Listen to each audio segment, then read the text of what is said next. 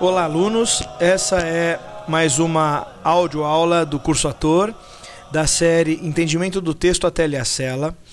E o tema dessa aula é o entendimento dos personagens Mirtz e Guilherme, ou Camila. Lembro a todos que a Telha-Sela é uma obra de dramaturgia e, como toda obra de arte, é plural. E por isso, a sua interpretação depende do seu interlocutor, que no caso aqui sou eu, professor Diogo Guermandi, e este é o meu entendimento destes personagens através do texto, né? Bom, falando da personagem Mirtz, para começar, eu acho o mais importante para começo, para a atriz que vai fazer a personagem Mirtz, é se desvincular totalmente com a figura materna, da esposa de hoje em dia. Porque a Mirtz é uma esposa de uma outra era, né, de uma outra época. A Mirtz, ela foi criada para servir o marido, sonhava em casar com um homem que a fizesse feliz, que lhe desse uma casa, né? E sonhava em ter um filho, cuidar do filho, né? Enfim, e fazer o homem dela feliz, que é uma outra geração totalmente diferente das mulheres de hoje em dia. Não que não hajam mulheres que ainda sonham isso, mas hoje, vamos dizer assim, as mulheres elas são muito mais diversificadas. Existem mulheres que sonham em ter uma família, existem mulheres que não sonham, e hoje a coisa é um pouco mais livre. Isso tem a ver, né, com a luta feminina ao longo do tempo e tal. Mas eu gosto muito de dar um exemplo para as atrizes que fazem a Mirtz, o exemplo da minha mãe. Né? A minha mãe, uma certa vez, ela me mostrou uma carta que ela escreveu. A minha mãe nasceu em 55, ou seja, em 68 ela tinha 13 anos, 70 ela estava na adolescência aí, né? Que é exatamente o período da nossa peça. Né? A Mirtz já está um pouco mais velha, ou seja, a Mirtz ela ainda é anterior à minha mãe, né? A minha mãe, vamos dizer assim, é mais moderna do que a Mirtz. A Mirtz em 68, 70, que é o período da peça, ela já deve ter lá seus 25 a 30 anos, talvez até mais, né? Então, aí vai depender da atriz que for fazer a Mirtz, como ela vai definir. Mas ela, ou seja, essa parte cronológica, é importante perceber que a Mirtz provavelmente nasceu nos anos 50 para trás, né? Ela certamente tem mais de 18, 20 anos, né? Então ela nasceu em 45, por aí. A minha mãe nasceu 10 anos à frente, 55. E mesmo assim, veja, a minha mãe escreveu uma carta, ela morava na mesma rua do meu pai, né? E ela não conhecia ele ainda. O meu pai passava na frente da casa dela para ir trabalhar. Ela nunca tinha falado com ele, mas já estava apaixonada por ele. Nunca havia falado com ele, né? E ela escreveu uma carta para ele, veja só. E nessa carta, ela devia ter 17 anos, se eu não me engano, 18, 17 anos, ou seja, bem em 1968, né? Que ela escreveu a carta.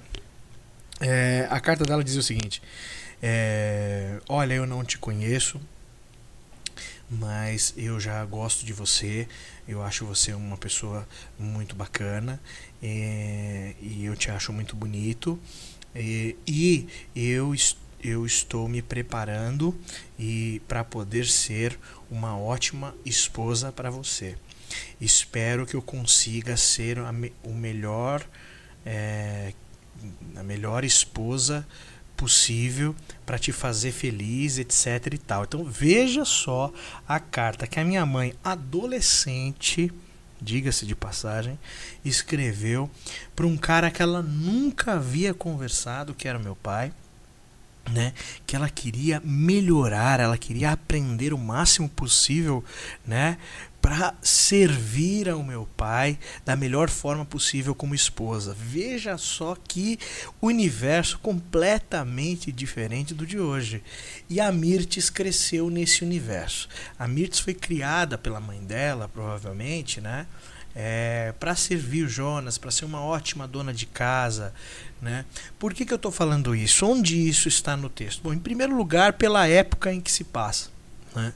Em segundo lugar, porque a Mirtes ela fica em casa, né? Não há nenhum indício no texto em que a Mirtes trabalha durante o período da peça, pelo contrário. No final, a Mirtes fala, olha, ela separou-se de Jonas e retomou a carreira de professora, ou seja, subentende-se que ela foi professora, trabalhou como professora, mas depois, talvez, que quando teve o Guilherme, né, uma suposição, ela virou dona de casa e fica em casa o tempo todo cuidando da casa, cozinhando para o Jonas, lavando roupa, limpando a casa, cuidando do Guilherme ou da Camila, né? E faz isso.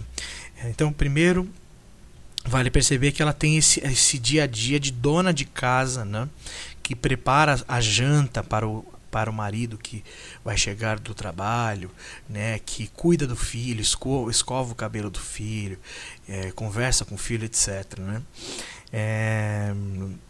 Lava a louça, você não vê o Jonas lavando louça, você não vê nada disso, né? Então, acho que a primeira coisa é perceber essa diferença. A gente está falando de uma mulher que cresceu e sonhava em ter uma família, aquela família ideal, né? Um bom marido que dá tudo que ela precisa e que ela serve ele, né, muito bem, um filho educado, etc. Esse era o sonho da Mirtes. Por que é importante entender o sonho da Mirtes e como ela é diferente, né, do nosso contexto atual? Porque este sonho ela não conseguiu realizar, digamos assim, né? E isso é o que torna a personagem Mirtes muito interessante. Por quê? Porque ela mostra a realidade de muitas famílias, né? Que ficam defendendo a família, e a Telecela fala assim, olha, a família é legal, mas não é esse sonho da novela, não é do comercial da Doriana, né? Não, a família tem muitos problemas e não é fácil ter família, né?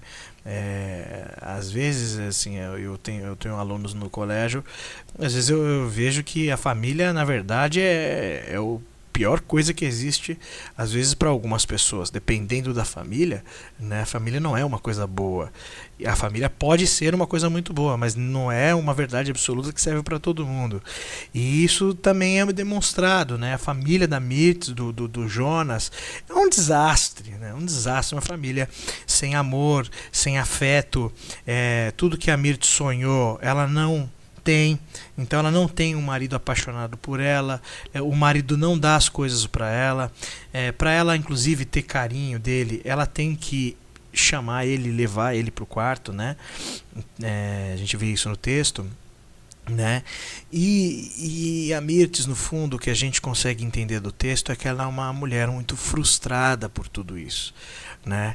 Ela largou a carreira de professora, ela se dedicou e ela é sozinha, né? Ela é muito sozinha, muito solitária durante o dia, e ela acabou ficando mais sozinha no momento da peça porque o filho dela está crescendo, né? O Guilherme ou a Camila está virando jovem é natural que começa a se tornar mais independente, não querer muito a companhia dos pais, né? Isso é natural. E então ela tinha pelo menos a companhia do filho, né? Na infância do filho, e agora isso está acabando. Então a personagem Mirtes é um personagem muito interessante, porque é importante a atriz que faz a Mirtes perceber que na plateia haverão, como sempre houve, muitas mulheres que são mães de família e que vão se identificar com a Mirtes. Independentemente do grau da identificação, muitas se identificam. Muitos maridos dão risadas nervosas na discussão ali entre o Jonas e a Mirtz, né? Dão algumas risadas assim, mas aquela risada meio incomodada, né? E porque que acontece? Essas pessoas se identificam, ou seja, elas vivenciam o mesmo drama, né? De uma família, de um marido insensível que não está mais apaixonado pela esposa, de uma esposa frustrada, né? Meio também uma impressão que a gente pode tirar daquele núcleo é que tanto a Mirtz quanto o Jonas, eles estão presos naquela casa. Inclusive o Guilherme também, os três, eles estão numa cela, né, juntos. Nenhum quer estar lá. O Guilherme quer ir para a festa, né?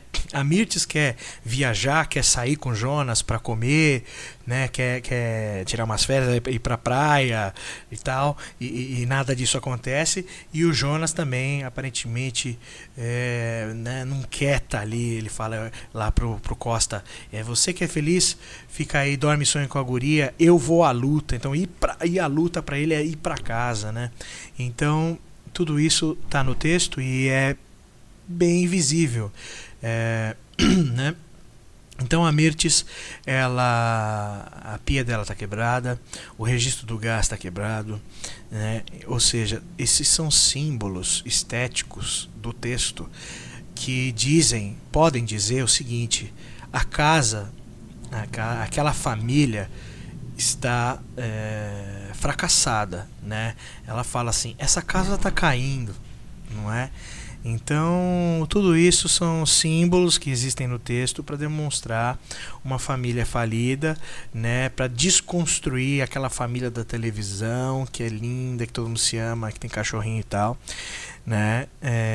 Não com um discurso contra a família, mas um discurso mais humano e mais real de que a família talvez precise muito da dedicação de todos, né? Não dá para ir empurrando com a barriga, porque aí ela chega num ponto como esse e outros até piores, né? Tanto que a família da Mirtz, ela vai se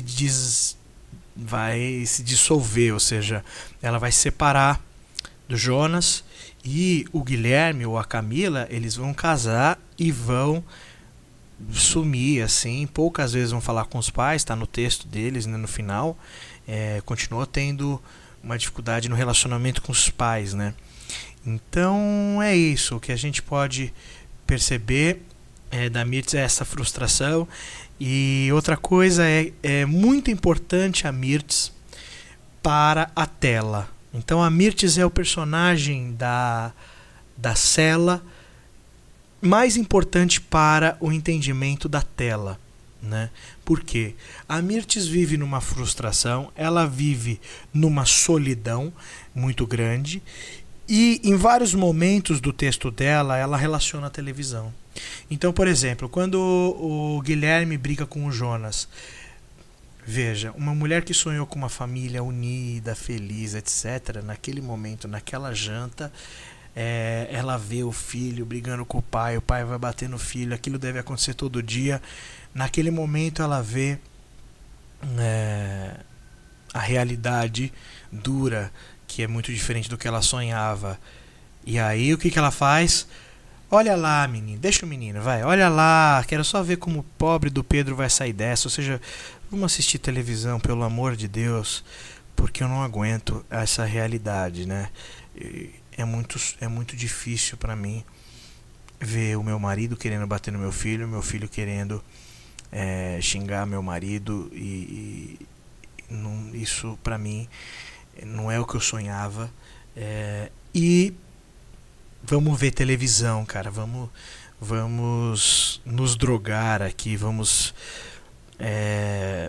desconectar e ficar aqui olhando para a televisão, né?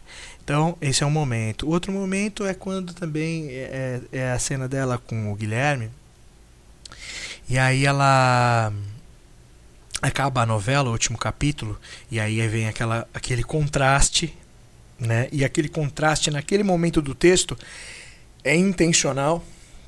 Então, ou seja, na novela tudo dá errado, mas no final dá certo. É o final de todas as novelas clichês, tudo dar certo. Casamento, filho nasce, etc e tal. E aí tal, acontece o último capítulo da novela, o mocinho fica com a mocinha, e aí acende a cena da cela, o Guilherme fala assim, que final besta, né? O Guilherme, que é um jovem espontâneo, né, e irresponsável, ou seja, o jovem tem esse ímpeto de falar a verdade, né? Ele não tem muitos modos ainda. E então ele fala, que final besta, que bosta de enredo. É isso que aconteceu depois de todo esse tempo nessa novela. Eu esperava uma coisa criativa e me veio isso, né? No fundo é isso que o Guilherme espontaneamente reage ali, né?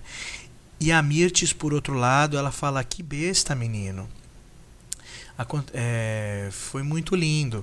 Aí o Guilherme fala, mas foi tudo muito rápido, muito fácil. Ela, e daí? Às vezes na vida acontece assim também. O que ela está dizendo é, às vezes, né, não na minha. E além disso, é muito visível que ela está assistindo ali a televisão para tentar sentir um pouco da felicidade daqueles personagens, que é uma felicidade que ela não tem, né? Então é anestesia. A Mirtes, ela se droga com a televisão. E é isso que faz da Mirtes um personagem muito importante para a tela. Mostrar como a televisão, não importa a porcaria que ela for, num povo tão sofrido como o nosso e tal, ela tem um poder tão grande. Por quê? Porque ninguém aguenta a vida que tem, e aí a gente usa a televisão para aliviar as nossas dores, em vez da gente curar as nossas dores, né? Perceber na vida real o motivo do nosso sofrimento e transformá-lo. Não. O que a peça diz é, na sociedade brasileira, a gente não é uma sociedade de transformar, não tem sido, pelo menos até ali, né, de transformar essa realidade. Pelo contrário, a gente sofre e fica se anestesiando com a televisão, e a televisão vai ganhando muito dinheiro, enfim, aí tá tudo um discurso aí da peça. E a Mirtes tem essa incumbência, né? A Mirtes vive numa ilusão. Ela fala pro Jonas, né? Você lembra quando a gente namorava? A gente saía para comer fora todo final de semana. Você me enganou direitinho, viu, seu Jonas? Naquela época você prometia que a gente ia para Paris, para França. Hoje nem para Caraguatatuba a gente vai, né? Então ela acreditou, né, nas promessas do Jonas. O Jonas foi perdendo a paixão. É importante a Mirtes e o Jonas, os atores, decidirem quando isso foi acontecendo. Foi quando nasceu o filho? Eles casaram porque ela engravidou, né? Ou foi quando o Jonas começou a torturar depois do golpe militar, né? Diga-se de passagem, em 68 para frente já foram 4 anos do golpe militar, né? Então isso tudo é importante que os atores definam quando que a coisa começou a definhar, né, em que ano, quanto tempo isso já está acontecendo, para entrar em cena com essa relação mais sólida, uma relação de distanciamento entre o casal, né? E a Mirtes, e mais uma última questão da Mirtes, que é muito interessante, né? É o seguinte, apesar dela ser uma frustrada, enormemente frustrada, porque foi preparada para uma vida que não existe na vida dela, né? E que ela sonhava, e de ser uma ponte muito importante com a tela, ela tem uma outra coisa. Ela tem uma relação com o filho que ainda não acabou totalmente. Com o marido, sim, mas ainda não acabou totalmente. Com o filho, ele ainda tem, ou a filha, ela ainda tem um certo diálogo, e é muito bonito porque, vamos dizer assim, a última esperança dentro da casa da Mirtes de afeto é o filho, né? Que ela conversa, ela vai falando com o filho e tal, você fala, pô, eles têm uma relação legal. E essa relação, ela se destrói em cena, né? Isso é apresentado. E isso é um momento muito dramático da Mirtes, que é quando o filho ou a filha dela, que ela ainda tem amor, que ela ainda protege, né, que ainda, vamos dizer assim, como ela protege o filho, é possível que o filho ainda tenha uma certa consideração pelos pais. E aí ela vai lá e sem querer puxa o cabelo do filho, o filho estoura, fala: quer saber, você é uma chata, a sua vida é uma porcaria, sua invejosa, chata. E ela vai lá e pô, dá um tapa no filho. E aí o filho fala: eu te odeio, né? Aquele eu te odeio, vamos dizer assim, tira as forças das pernas da Mirtes, assim, ela fica sem chão. Ela realmente ali ela percebe que a vida dela é uma bosta, né? A família dela, ela não tem afeto de ninguém, nem mesmo do filho que ela criou com tanto carinho e tal. Então, naquele momento e em outras nuances também anteriores, você vê, nossa, coitada da Mirtes, ela é uma fraquinha, mas ela devolve tudo isso, né, com algumas atitudes. Então, por exemplo, a Mirtes, ela é uma chata assim com o Jonas. Por quê? O Jonas fica o dia inteiro fora de casa, ela é muito solitária. No mínimo ela esperava que ele comprasse as coisas que ela precisa para cuidar melhor dele, né, para cuidar melhor da vida dele, fazer uma janta melhor para ele, etc e tal. E ele não faz isso. Então isso vai acumulando, vai acumulando. Então quando o Jonas chega em casa, ela fala tudo. Ela não falou com ninguém durante o dia inteiro. Ela fica falando o tempo todo com o Jonas e o Jonas não tem paciência para isso. E ela sabe disso. Então a primeira coisa é que ela sofre, ela é frustrada, mas ela não guarda isso pra ela, não. Ela fica lá falando com o Jonas, enchendo o saco do Jonas. Quando acaba a cena dela com o Jonas, ela também fala o seguinte, né? Ela, assim, dá pra perceber em cena que ela fala assim: bom, tudo bem, você não falou que me ama, você não compra as coisas pra essa casa, né? Você não me deu nenhum afeto, porém, no mínimo, você vai me comer e vai me comer bem. Vai ter que me comer, porque se você não me comer, você é viado, né? Que é aquela relação que existe nesse tipo de família daquela época, né? Em que o homem tinha que cumprir com as suas obrigações de marido, é assim que se falava, né? E se não cumprisse, broxasse, por exemplo, ele ia sair envergonhado do negócio. Então, no final, ela fala... Ela te pergunta se ele ama, ele não fala que ama ela, ele fala, sei lá, mas ele fala, bom, vamos lá no quarto fazer aquele negócio que dá barriguinha, vamos lá, valentão, você não é o valentão? Então você vai lá me comer, e ele vai como um derrotado, né? Ele fala, vamos, né? E ali naquele momento ela demonstra que ela pode ser uma frustrada, mas ela devolve, né? Ela não deixa barato.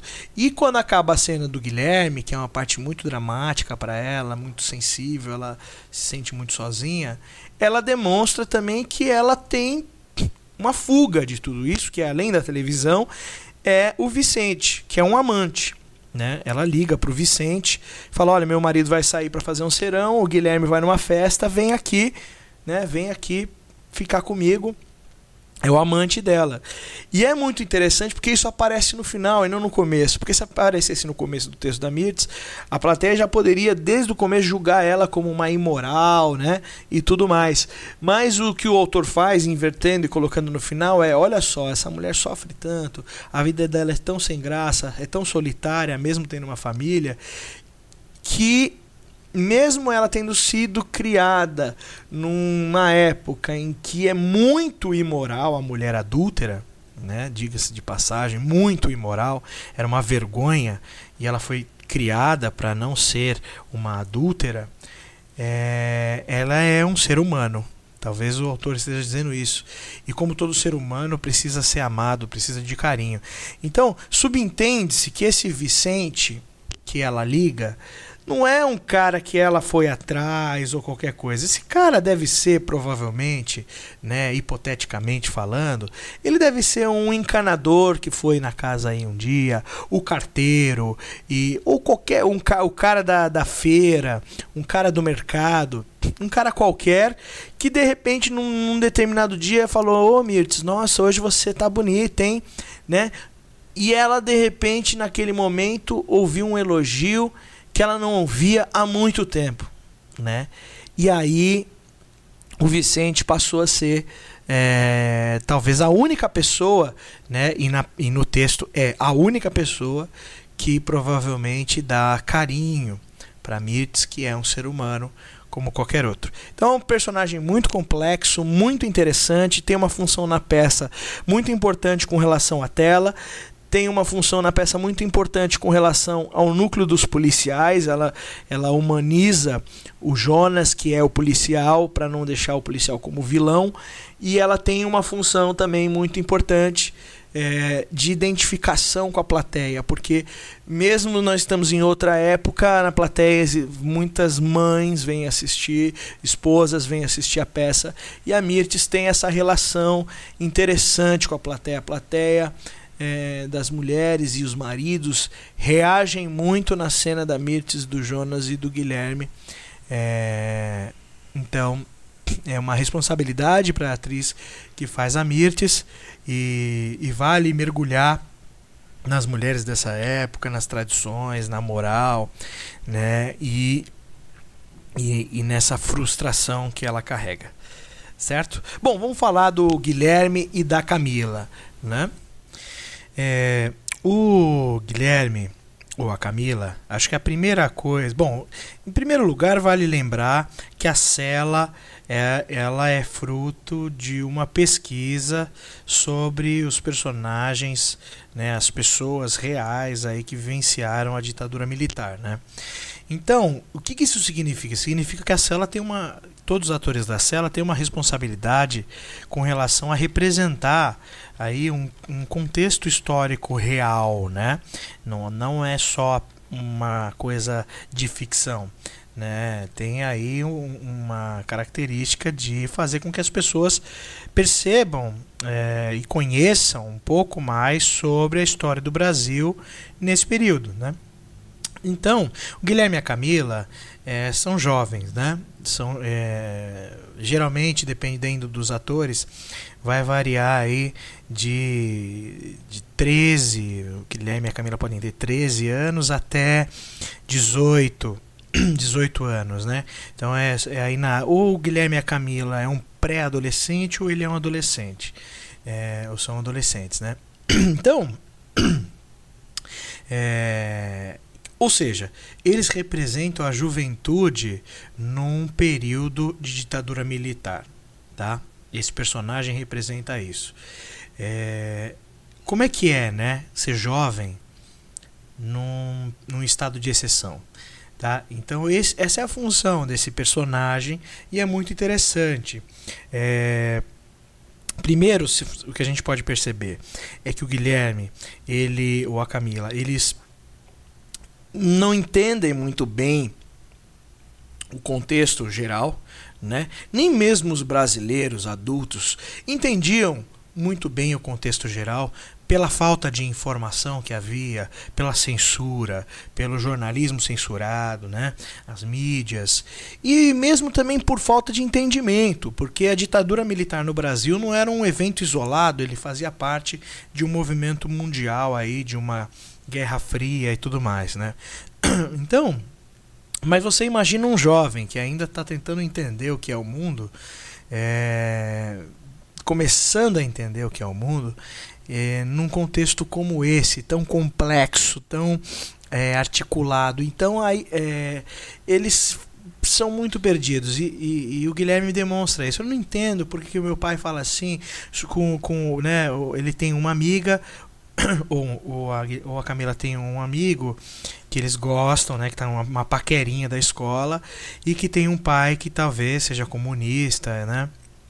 E aí eles não entendem por quê, só porque ele escreve, só porque ele pensa diferente, por que é isso, né? E a Mirtes fala, tá virando a cabeça dos outros. Então eles estão ali perdidos. Então é uma juventude que não entende muito bem o que está acontecendo, não tem muita informação, tem dificuldade de acesso à informação. E no caso do Guilherme é ainda mais grave, porque o pai dele é um policial militar, né? Então, veja, é mais difícil para ele entender ainda, né? Porque ele tem um pai, um policial militar, rigoroso, né? que tem, provavelmente deu a ele uma criação mais rigorosa, mais rígida, né? E tanto que ele reclama muito que o pai dele não deixa ele fazer nada, não pode fazer nada, né? E a mãe dele é que segura as pontas, né? Então a primeira coisa é essa. E nesse contexto acho que vale muito uma referência interessante para quem faz o Guilherme e a Camila, que é assistir um filme ou ler um livro do Menino do Pijama Listrado. Qual é a história do Menino do Pijama Listrado? O pai dele é um militar do exército nazista, e o pai dele é de um posto, de um cargo alto do exército, e o pai dele é obrigado a ir para uma determinada cidade que é afastada, aonde lá estão sendo construídos campos de concentração, né, e extermínio de judeus, né? E o menino tem ali, só que no caso é mais a infância, não tanto a juventude representada, né? Mas acho que serve como referência para o Guilherme. O menino se muda com o pai e com a mãe para uma nova cidade. Ele gostava da escola antiga, dos amigos antigos, e como qualquer criança que se muda, fica triste, né, com a mudança, tem que ir para um novo lugar. Nesse novo lugar não tem escola, então ele tem que ter aula particular com um professor particular. Então o que acontece com esse menino? Esse menino fica completamente entediado, né, lá no Menino do Pijama Listrado.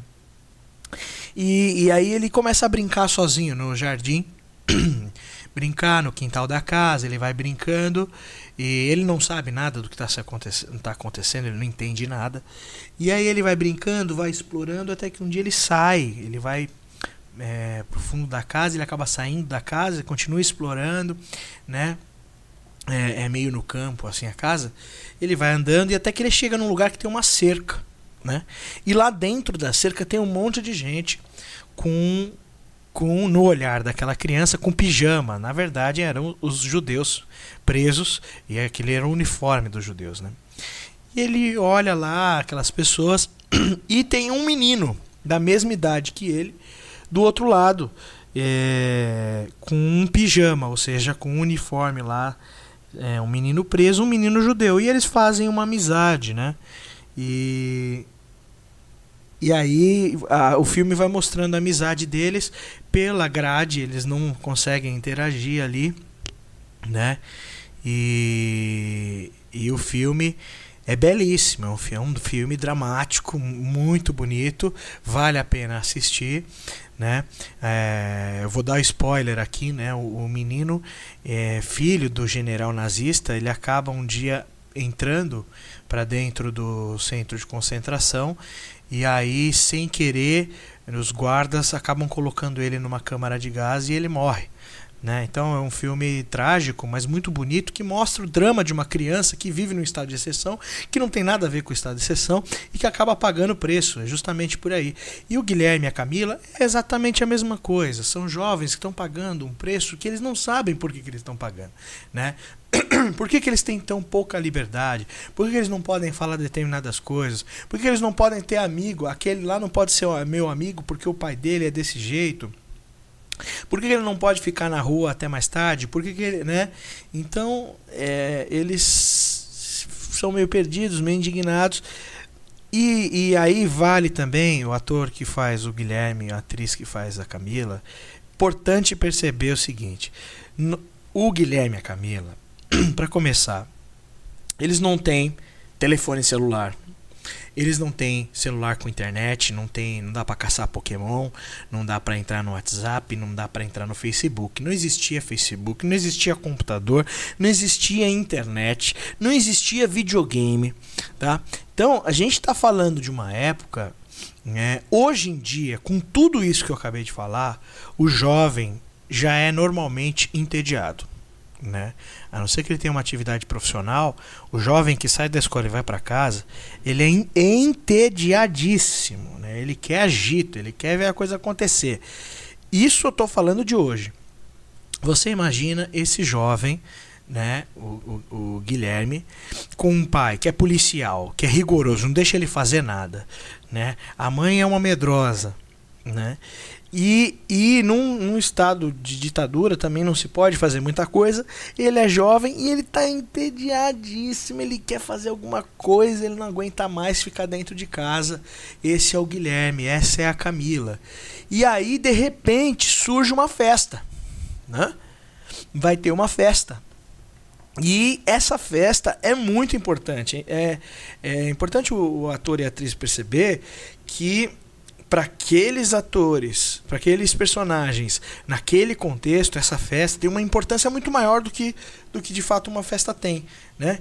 Muito maior. Ele precisa ir nessa festa, está sonhando com essa festa, está doente pela festa, né? Tá, a Camila quer ir de vestido de tubinho, o Guilherme quer ir de lambreta, né, quer apavorar, quer chegar de lambreta. Ali é a vida social deles, né? Um momento em que eles vão poder encontrar os amigos, se divertir, sair desse tédio. Então é uma coisa muito importante. E o Guilherme, desde o começo, tá querendo falar dessa festa. Tá lá no jantar com a mãe e com quer falar da festa, o pai tá brigando, o pai tá falando pra desligar o Tiletonic lá, a música, senta direito pra comer. E Guilherme, depois a gente fala nisso, ele fala: mãe, eu arrumo meu quarto, eu faço o que você quiser, por favor, nunca mais, né?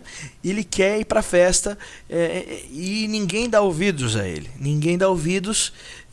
E aí ele briga com o pai, quer saber, vai arrumar esse registro do gás, enfim, ele dá uma explodida, né? E com a mãe a mesma coisa, tá conversando com a mãe, a coisa vai indo. É legal perceber que a Camila e o Guilherme tá de paquera, né, com uma menina ou com um menino, né, depende do personagem, e tá de paquera. Também esse é um outro fator importante. Pode ser que essa menina ou esse menino que mandou a cartinha esteja na festa, é bem provável que esteja na festa. Então existe um fator emocional, assim, ele precisa ir. Vamos imaginar que se a mãe ou o pai não deixasse, ele iria fugir para ir na festa, né? E a mãe também não deixa ele ir de lambreta, e ele que quer ir de lambreta, ou ela quer ir de tubinho, porque essa outra pessoa vai estar lá, e aí a mãe não deixa, e puxa o cabelo, e aí ela estoura e fala toda a verdade, né? Que é a verdade que o Guilherme e a Camila veem na casa dele, eles veem isso. Essa família é uma bosta. A minha mãe não gosta do meu pai, o meu pai não gosta da minha mãe. Quando eu tô com a minha mãe em casa, ela fica falando mal do meu pai. Quando meu pai chega, ele não fala com a gente, ele não tem nenhuma relação, né? E aí ele fala na frente da Mirtes, fala: sua vida é uma porcaria, você tem inveja de mim, né? Porque eu vou pra festa, que eu tenho alguém que gosta de mim, né? Então o Guilherme e a Camila, além deles representarem a juventude na época que a peça acontece, e é só a Camila, o Guilherme, que representam esses personagens, essas pessoas. Então isso é uma responsabilidade. Mas além deles representarem, eles também são escada, né? O Guilherme e a Camila são personagens escada, ou seja, personagens que são impulsos muito fortes para mostrar como a vida do Jonas é uma porcaria, como a vida da Mirtes é uma porcaria. Quanto mais o Guilherme e a Camila for revoltado, né, for uma criança que um jovem que não está mais conectado com os pais, e mais ele vai botar fogo e impulsionar o desastre dessa família. Então é um personagem muito importante, primeiro por representar a juventude naquela época. É o único personagem que representa o jovem, né, adolescente, o pré-adolescente, num contexto como esse, né? E segundo, para mostrar que é uma família que não dá atenção ao filho, que o filho tá ali meio perdido completamente, né? É preso, também tá preso, ele tá preso dentro de casa, né? Então os três estão presos. E não é à toa que a cela, né, todo o núcleo da cela se chama cela, né? Essa sensação ali da família que está presa dentro daquela família, ninguém pode sair, o Jonas não pode ter outra mulher, e outro filho, o filho quer sair para a festa e não pode, a Mirtes quer ter carinho, mas também está presa àquela família e tal. Tudo isso é a sensação que existe quase em todos os núcleos praticamente de cela, né? A cela não, o nome cela não é só inerente à cela de fato lá onde está a Jandira, a Lúcia, né? E a Clara, não. É essa coisa mesmo da vida, né? Do encarceramento da vida e como isso se intensifica num período de ditadura militar, não é? Então é um personagem muito bacana e que vale aí essa reflexão nos detalhes do texto. Um detalhe que é interessante é a cartinha que a Camila ou o Guilherme recebem, né, da paquera deles lá na escola. Aquele texto é um texto de uma cartinha de fato que o Gelson escreveu para a Lilian, né, o Gelson, o autor. Então também é uma coisa do pessoal do autor que está na fala do Guilherme e da Camila. Isso é uma coisa interessante, é uma coisa sensível do autor de abrir um pouco, expor um pouco a sua vida pessoal, né? Isso a gente sabe por conta da Lilian e tá justamente na fala do Guilherme ou da Camila. É uma cartinha que ele escreveu para Lilian quando eles eram jovens, né? Né, a Camila era assim, a Lilian o que dizer, né, e tudo mais, e segue lá o bilhetinho. Então isso também é uma coisa muito especial aí do Guilherme e da Camila, essa cartinha que o autor de fato escreveu, né, para a paquera dele na época, que era a Lilian, tá? Então é isso, pessoal. Mirtes e Guilherme ou Camila, bom trabalho. É muito importante vocês criarem uma relação e construírem juntos esses personagens, afinal são muito próximos um do outro, apesar de na peça tá havendo aí uma separação, né? Uma relação tá ficando mais difícil. Tudo bem? Então bom trabalho para vocês, boa construção de personagem. Até mais.